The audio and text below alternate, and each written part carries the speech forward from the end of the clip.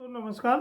हमारे बहुत सारे साथी हैं जो कृषि के क्षेत्र में फर्टिलाइज़र का बिजनेस करने की इच्छा रखते हैं, या बहुत सारे अभी हमारे साथी हैं जो बीज और पेस्टिसाइड का बिजनेस करते हैं और अब वो फर्टिलाइज़र का बिजनेस करना चाहते हैं। पर ऐसे लोगों को बिल्कुल भी ये पता नहीं होता है कि इसकी प्रक्रिया क्या है। तो आज हम लोग फर्टिलाइज़र, केमिकल फर्टिलाइज़र के बारे में बात करेंगे। तो दोस्तों, हमारे यहाँ जो केमिकल फर्टिलाइज़र का रेगुलेशन है वो फर्टिलाइज़र कंट्रोल एक्ट के तहत गवर्न होता है। फर्टिलाइज़र कंट्रोल एक्ट भारत सरकार का एक्ट होता है और इसके अधीन नियम बनाए जाते हैं। नियम के साथ साथ राज्य सरकारें और केंद्र सरकार ऑर्डर्स निकालती हैं और बीच बीच में सर्कुलर निकाले जाते हैं। तो इस तरह से जो एक्ट है, इसके जो रूल्स हैं, इसके अधीन जो ऑर्डर निकले हैं या जो सर्कुलर निकले हैं, उनका पालन करते हुए ही ये व्यवसाय किया जा सकता है। इसके अलावा ये व्यवसाय करना संभव नहीं है, क्योंकि ये बहुत रेगुलेटेड काम होता है। तो इसके लिए फर्टिलाइज़र कंट्रोल एक्ट में लाइसेंस का प्रावधान है। लाइसेंस लेने के लिए भारत सरकार द्वारा मिनिमम क्वालिफिकेशन, न्यूनतम शैक्षणिक योग्यता निर्धारित की गई है, जो बीएससी एजी होना चाहिए या बीएससी बायोलॉजी से होना चाहिए या बीएससी सोशल फॉरेस्ट्री से होना चाहिए।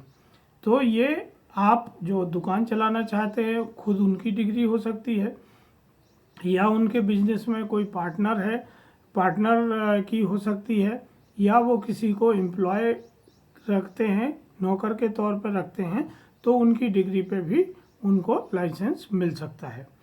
तो इसके लिए हमें उप संचालक कृषि के यहाँ आवेदन करना होता है। अभी अधिकांश राज्यों में ये आवेदन ऑनलाइन हो गया है। तो आपको एक उप संचालक कृषि के यहाँ से एक हेड मिलेगा, जो बैंक का हेड होता है, जिसमें आपको लाइसेंस फ़ी चालान से जमा करना होती है।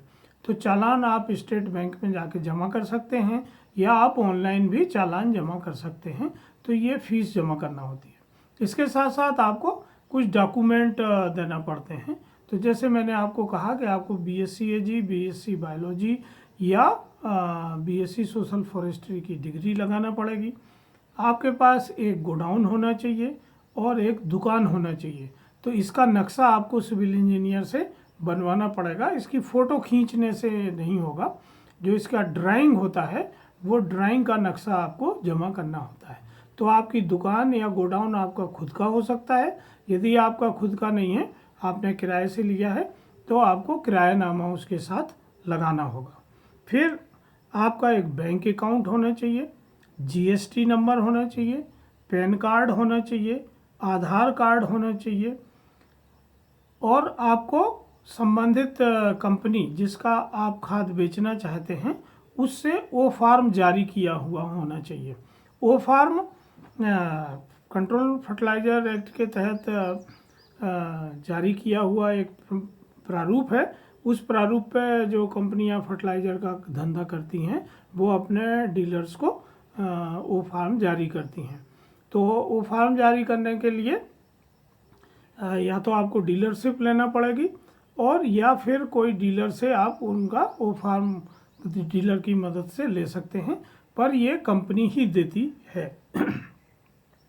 फिर जब ये सब प्रक्रिया आपकी हो जाती है, तो आपको एक पॉस मशीन मिलती है, और पॉस मशीन भारत सरकार द्वारा फ्री उपलब्ध कराई जाती है।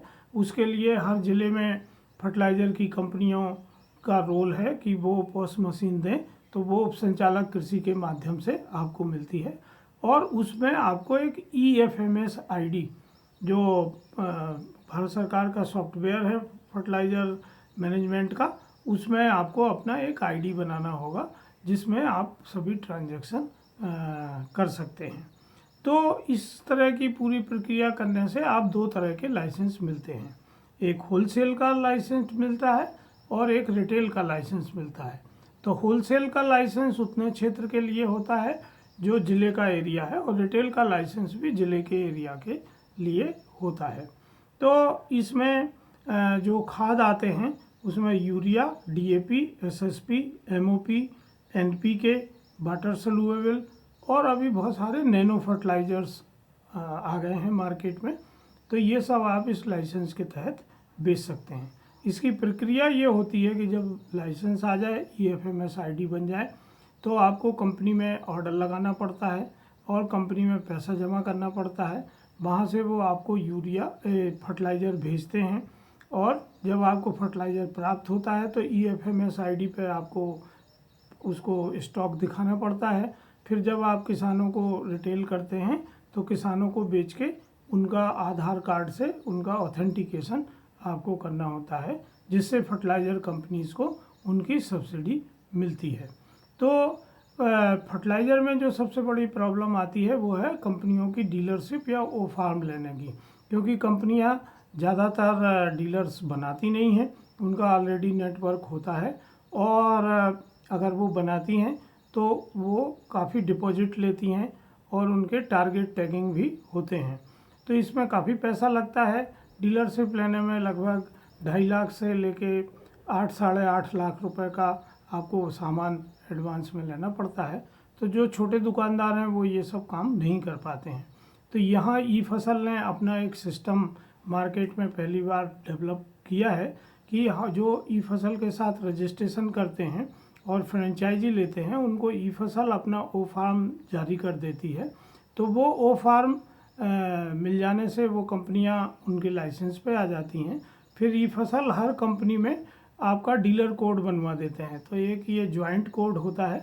डीलर कोड बन जाने से आपको डायरेक्ट कंपनी के रैक पॉइंट से बाई रोड या कंपनी के गोडाउन से मटेरियल मिलने लगता है।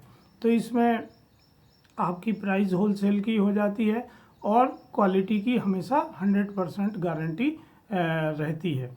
तो इस तरह से आप बहुत सारा पैसा जो डिपॉजिट करना होता है वो बच जाता है, टारगेट टैगिंग से आप बच जाते हैं और आप छोटे स्तर से भी अपना बिजनेस शुरू कर सकते हैं। तो मध्य प्रदेश में ख़ास तौर से जो लोग खाद का बिजनेस करना चाहते हैं वो ई फसल के साथ जुड़ के काम कर सकते हैं। मध्य प्रदेश के बाहर जो लोग बिजनेस करना चाहते हैं वहाँ ई फसल उनको हैंड होल्ड सपोर्ट करता है, ताकि उनको अपना व्यवसाय शुरू करने में मदद हो सके। तो दोस्तों, जो लोग इस फर्टिलाइज़र के बिजनेस में आना चाहते हैं वो ज़रूर हमसे संपर्क करें और अपना काम वो शुरू कर सकते हैं और इस काम को आगे बढ़ा सकते हैं। धन्यवाद, नमस्कार।